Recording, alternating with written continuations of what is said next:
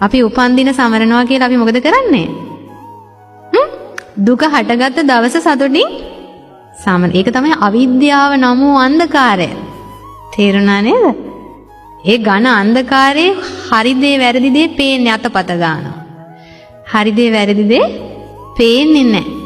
ඒ නිසා ඔච්චර කල් දුක සමරපුවා ඉන්න වෙති. තාමත් සමරන අය නේද?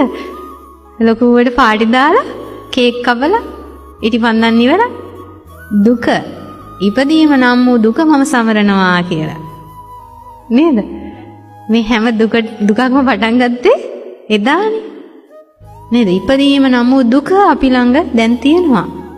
ඊළඟට අපි ළඟ නැද්ද හැම මොහොතෙම ජරාවටපත් වීම?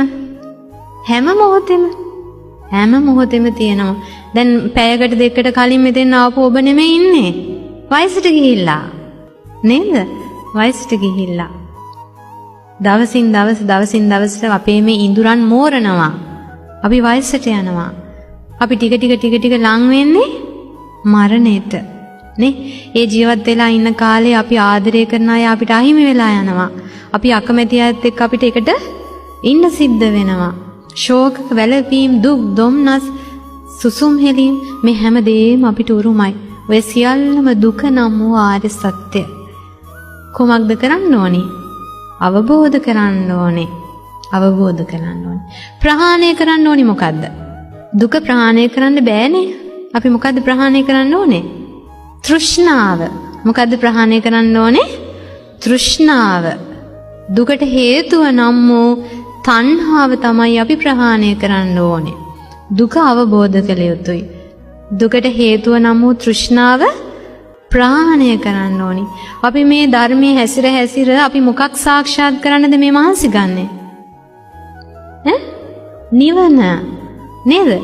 දුක නැතිවීම නම් වූ ආර්ය සත්‍ය, දුක්ඛ නිරෝධාර්ය සත්‍ය කියලා කියන්නේ මොකද්ද? ඒ අමා මහ නිවන් සුවය, නිවන සාක්ෂාත් කරන්න ඕනේ. තුන්වෙනි ආර්ය සත්‍ය නේ අවබෝධ කරන්න ඕනි දුක. දුක අවබෝධ කරාම අපිට සාක්ෂාත් වෙන්නේ මොකද්ද? නිවන සාක්ෂාත් වෙන්නේ. නිවන අවබෝධ කරනවා නෙමෙයි. දුක අවබෝධ කරනකොට අපිට ලැබෙන ඵලය තමයි නිවන. එතකොට මේ හැම දෙයක්ම කරන්න තියෙන්නේ මොන මාර්ගය තුල අපි ගමන් කරද්ද? ආර්ය අෂ්ටාංගික මාර්ගය තුල. ඒ මාර්ගේ ගමන් කරන්නේ නැති තාක්කල් කවදාවත් නිවන සාක්ෂාත් කරන්න බෑ.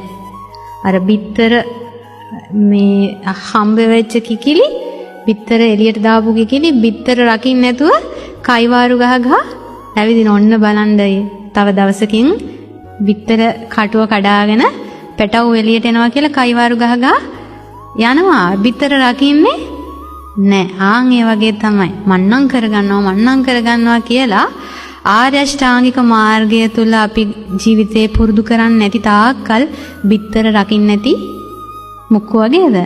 කිකිලියෝ වගේ. බිත්තර රකින්න කිකිලි රටට ලෝකෙට කෑ ගැහුවේ නැති වුණාට අර කුකුල් ගඳ ඒ උණුසුම ලැබලා දෙන නිසා සුදුසු කාලේ එනකොට බිත්තර පුපුරලා පැටව එළියට එනවා. ඒ වගේ තමයි මාර්ගය වඩන කෙනාට අද ලැබෙයිද, අද සෝවන් වේද, හෙට සකදාගාමි වේද කියා ඵලය හොයා ඉන්නේ නැහැ. මාර්ගය වඩනකොට එයාගේ ජීවිතේ ඒ ඵලය ලබන්න සුදුසු විදිහට ජීවිතේ මෝරනවා. අර බිත්තර මෝරනවා වගේ. මෝරන්නේ නැති බිත්තර වලින් පැටව වෙන්නේ නැහැ. තේරුණා නේද? නිසා අපි ප්‍රතිඵලය තාම නෑනේ කියලා ප්‍රතිඵලය හොයන්නේ නැතුව අපි මහන්සි ගන්න ඕනේ මොකටද? අපිට කරන්න කියපු දේ අපි කරන්න ඕනේ. නේද? එතකොට කවදා හරි දවසක මේ ජීවිතේදී බැරි වුණත් අපිට ඊළඟ ජීවිතයකදී හරි මේ අපි කරන දේ අවංකව අපි පුරුදු කරන දේෙන් අපිට ප්‍රතිඵල අනිවාර්යෙන්ම ලැබෙනවා.